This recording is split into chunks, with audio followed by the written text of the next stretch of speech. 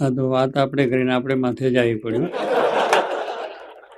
શિક્ષણ પરીક્ષાની વાત તો છે ખૂબ ઉત્તમ છે, કારણ કે આપણે એટલા માટે શિક્ષણ પરીક્ષા રાખવામાં આવી છે કે આપણા સંપ્રદાયનું જ્ઞાન અને આપણી બધી જે સમજણ છે એ બધી વિશેષ દ્રઢ થાય એને માટે પરીક્ષાઓ છે. અને એ પરીક્ષાઓ આપણે દરેકને તૈયાર પરીક્ષા આપવાની જરૂર પણ છે, કારણ કે આમ બધું આપણે જાણતા કરતાં સમજતા હોય પણ એનું જે વ્યવસ્થિત રીતે જે સમજવું છે એટલા માટે પરીક્ષા હોય.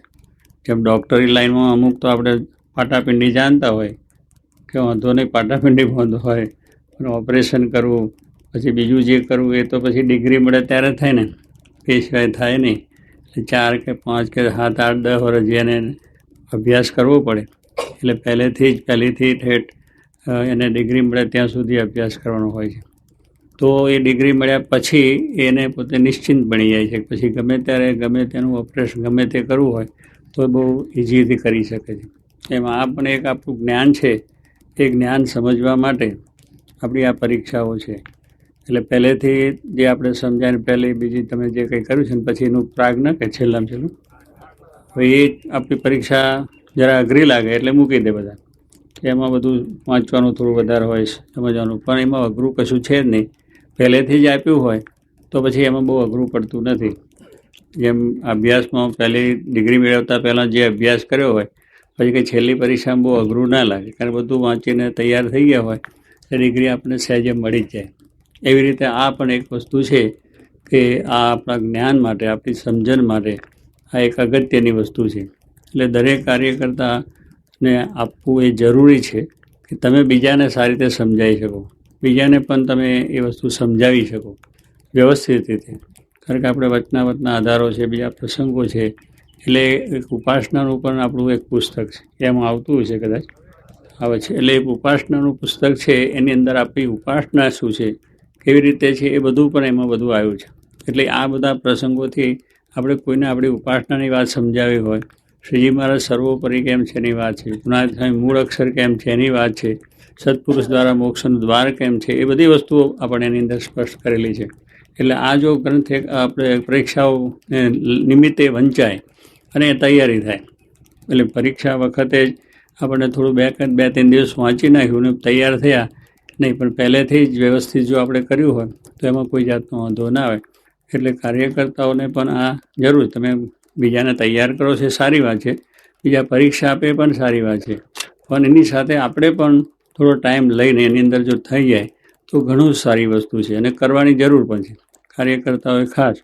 કારણ કે કાર્યકર્તાઓ હશે તો જ બીજા પાસે જશે. કૂવામાં હોય તો વેળામાં આવે, એમાં આપણે જ બધો વાર સમજ્યા હોય તો બીજાને ગમે ત્યારે સમજાવવું હોય તો એવું કે તમે જે પોતે કાર્ય કરવા જાઓ છો ત્યાં પણ ઘણા જાતના આપણને આ જાતના સ્વામિનારાયણ સંપ્રદાય વિશે પ્રશ્નો આવે, જે સ્વામિનારાયણ ના હોય સ્વામિનારાયણ વિશે પ્રશ્નો આવે, પછી આપણા જૂના મંદિર ના હોય ને નવા મંદિરના, એટલે આપણે અક્ષર પુરુષોત્તમના પ્રશ્નો આવે કે તમે આમ શું ને એમ તેમ, કે તમે સાધુ આપણે ગુણાતીત સ્વામીને ભગવાન સ્વામીને વસ્ત્ર કેમ પહેરાવો છો, દરિયાની વાઘાન ઘરેના, તો સાધુ હતા, એટલે સાધુને એ વસ્તુ પહેરાવાય નહીં એમ એમની માન્યતા છે.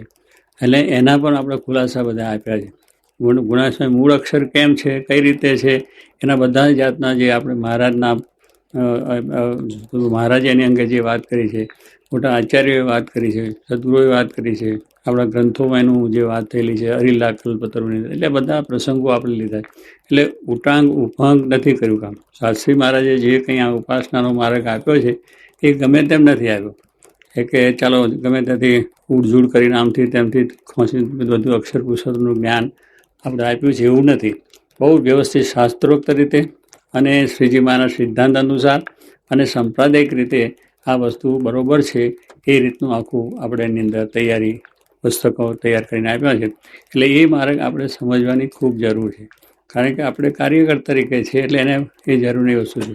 પછી પ્રાથમિક રીતે આપણે પહેલાં જે ભણ્યા છે કે આપણે આરતી થાય છે, પ્રાર્થના થાય છે, અષ્ટક થાય છે, પૂજા કેમ થાય છે, શું થાય છે, આ બધી વસ્તુઓ છે. પછી ગુરુ પરંપરાના જે આપણે કંઈ એમના જીવન ચરિત્રો છે એમાંથી આખા પ્રસંગો, શાસ્ત્રી મહારાજ કેવી રીતે કાર્ય થયું, એમનું જીવનમાં કેવું કેવું હતું, મહારાજના જીવન પ્રસંગો, એ બધી વસ્તુઓ છે એ થોડે એની અંદરથી આપણને ખ્યાલ આવે. પરીક્ષા આપી દે પણ પછીથી જ્યારે ટાઈમ મળે ત્યારે એક એવું પુસ્તક સાથે રાખવું જોઈએ કે એનું વાંચન થયા કરે, એ પ્રસંગો આપણને યાદ આવે. અને આ પ્રસંગો તમારે દરેક ઠેકાણે કામ આવે. પછી તમે જ્યાં જાઓ કાર્ય કામ માટે બીજે ત્રીજે, તો પણ થાય કે ઉત્સવ પ્રસંગ હોય તો પ્રસંગની વાતો કરી હોય તો પણ આપણે ઉપયોગી થઈ જાય. એટલે એ સાંપ્રદાયિક રીતે આપણી બધી તૈયારી હોવી જોઈએ. બીજા સંપ્રદાયમાં આપ જાણો છો કે એવા ઘણા માણસો એની અંદર ખૂબ તૈયાર હોય અને એના જવાબ સવાલ પણ બહુ વ્યવસ્થિત આપી શકે. ફેંકના ફેંક નહીં કે પાછું પડી જવું નહીં, પણ બરાબર વ્યવસ્થિત રીતે આપે. આપણા ઘણા ભાઈઓ, ઘણા યુવકો એટલા બધા સારા તૈયાર થયેલા છે, એવી રીતના આખા જવાબ આપી શકે છે. એવું બધું મારા આ વચનાવતમાં વાત છે, અહીંયા આગળ આ વાત છે. એટલે વચનાવતનો પણ સ્ટડી અને અભ્યાસ એટલો હોય કે એક એક વચનાવતમાં કયા પ્રસંગે કઈ વાત થઈ ગઈ છે એ બધી પણ આપી શકે. પછી ગુણાત્યાન સ્વામીની વાતોના પ્રસંગોમાંથી લે, હરિલા મૃતમાંથી લે, પછી બીજા બધા ગ્રંથો આપણા સંપ્રદાયના છે, નિષ્કાંત કાવ્ય છે, એ બધા જ પ્રસંગો યાદ હોય અને તરત જ એનો જવાબ આપી શકાય. એટલે સાંપ્રદાયિક ગ્રંથોનું વાંચન, પરીક્ષાઓ તો આપણે આપવી છે, પણ એની સાથે થોડું વાંચન પણ જ્યારે ટાઈમ મળે ત્યારે કરવું. એટલે અડધો કલાક, 5 કલાક જે મળે એનું રિપીટ થયા કરે, તો એમાંથી પણ આપણને ઘણી વસ્તુ એ પ્રાપ્ત થાય છે.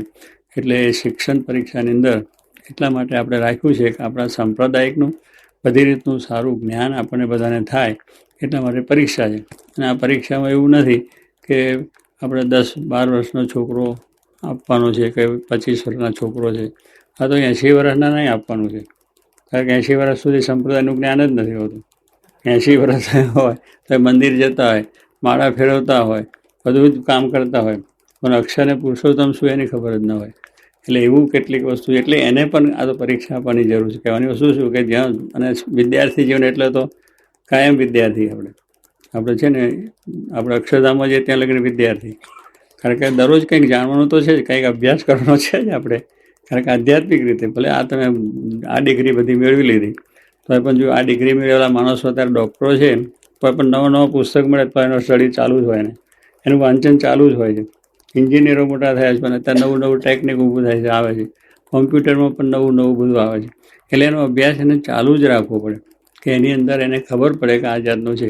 ડૉક્ટરી લાઈનની અંદર કેટલીક નવી ટેકનિક આવી હોય તો એને અભ્યાસ કરે તો થઈ. એટલે વિદ્યાર્થી એ કાયમ માટે આપણે છે. વિદ્યાર્થી દરેક જ છે, દરેક માણસને વિદ્યાર્થી રહેવાનું. વિદ્યાર્થી તરીકે હોય તો એને આગળ એનું વાંચન, અભ્યાસ બધું થાય કે જેથી કરીને વાંધો ના આવે. એટલે એ બહુ અગત્યની વસ્તુ છે કે આપણા જીવનની અંદર હંમેશા વિદ્યાર્થી એમ માનીને કે ઉંમર થઈ ગઈ એટલે આપણાથી પરીક્ષા કેમ અપાય, અને પેલા છોકરા નાના હોય ને આપણે મોટા છે એટલે શું કહેવાય ગેપ તમારી થાય એવું નથી. બધા વિદ્યાર્થી, આપણે નાના મોટા બધા વિદ્યાર્થી છે. પછી એમાં ક્યાં આપણે 5-25 વર્ષની વાત છે. એટલે એવી રીતે પણ કેટલીક થાય કે આવા બધા આટલા બધા નાના છોકરા અભ્યાસ પરીક્ષા આપતા હોય ને આપણે આટલી ઉંમરના બેસીએ જરા ખરાબ લાગે. એવું પણ થાય, પણ ખરાબ લાગવા નથી. ભગવાન આગળ ક્યાં ખરાબ લાગે? આપણે દુનિયાની દ્રષ્ટિએ ખરાબ ને બધું છે. અહીં તો ભગવાનના દરબારમાં બધા ભગવાન રાજી થાય, જે આપે જે કરીએ, ભક્તિ કરીએ, સત્સંગ કરીએ, કથા વાર્તા કરીએ. એટલે એવું જરા મનમાંથી પણ કાઢી નાખવાનું. પણ આ વસ્તુની અંદર આપણે ખાસ બરાબર રીતે પરીક્ષાનું, અને બીજું કે આપણે જ્યાં પરીક્ષાઓ ચાલે છે ત્યાં પણ કોઈ દૂષણ ના થવું જોઈએ. કારણ કે અત્યારે આપણે પરીક્ષાઓ આપીએ છીએ, કંઈક ચોરી કરીને આપી દઈએ, આડું કરીને આપી દઈએ, એ પછી આપણે કંઈ અર્થ નથી. એના માટે કંઈ પરીક્ષાઓ આપણે કરી નથી. આ કંઈ આપણે બીજી રીતે એનો લાભ મેળવવા નથી. આ તો આપણે સાચું જ્ઞાન પ્રાપ્ત થાય અને ભગવાન રાજી થઈ જાય, જોગીમાની આજ્ઞા પડે આપણને. એટલે થોડા પાસ થાય તો થોડા, પણ ખોટું કરીને પાસ ના થવું. સાચું કરીને, મહેનત કરીને, પુરુષાર્થ કરીને આપણે પાસ થવું જોઈએ. તો એ કંઈક આપણે બીજાને સારું કરી શકીએ. જો આપણા જીવનમાં જ પહેલેથી ખોટું પેઠું હોય કે ચોરીનું પેઠું હોય તો પછી બીજાને આપણે કંઈ કહી શકીએ નહીં, એની છાપ પણ ના પડે કે ભાઈ આ તો ચોરી કરીને પાસ થયો છે. આપણે ઘણા છોકરાને કહીએ છીએ ને કે આ ચોરી કરીને પાસ થયો છે, એટલે એની કોઈ છાપ ના પડે અને એને જ્ઞાન પૂરું થાય પણ નહીં. કારણ કે હવે અત્યારે છોકરાઓ એવી રીતે આગળ આવે છે તો એનું નોલેજ કેટલું, એનું જ્ઞાન કેટલું તમે સમજો. એ બરાબર તે એના જે હોય એની અંદર એને બરાબર ખ્યાલ જ ના હોય તો એ પછી કામ કરી શકે નહીં. અત્યારે બધા ડૉક્ટર કેટલાક થઈ જાય, હવે ઇન્જેક્શન ક્યાં આપવાનું ક્યાં આપી દે, તો પછી એમાં નસમાં જ હોય બદલે કંઈક વિશેષ થતું રહે, શું થઈ જાય. અને પેલું ઓપરેશન કરતાં કાતર અંદર રહી જાય, એવું બધું રહી જાય છે. એટલે ઘણું જાતનું, કારણ કે પૂરું જ્ઞાન ના હોય ને બધું કરવા જાય. એટલે અભ્યાસ વખતે એવી રીતે જે થયા હોય પાસ, એ પૂરું નોલેજ કે બહુ ના હોય.